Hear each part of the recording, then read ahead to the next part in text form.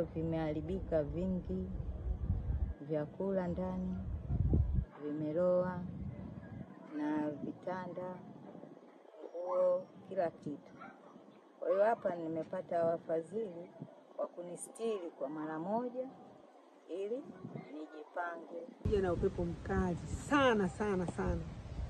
Basi ule upepo ulipokuwa umeanza, imebidi sisi tukimbilie ndani. Baada ya kukimbilia ndani, imebidi ule upepo ukaja kwa nguvu sana sana sana. Matokeo yake ikabidi ienzwe ile nyumba. Upande wa kulia ukabomoka, afu kaja upande huu wa kushoto kwenye baraza ukabomoka.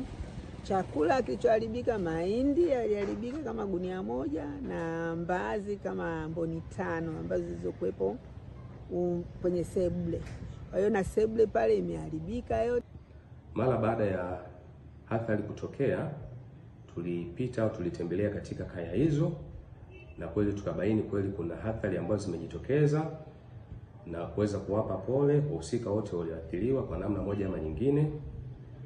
Lakini kaya hizo kuna baadhi ambazo mapaa ya nyumba yalikuwa yamezuiliwa, lakini pia kuna baadhi ya kaya ambazo kuta za nyumba zilikuwa zimeanguka kutokana na mvua kali pamoja na upepo.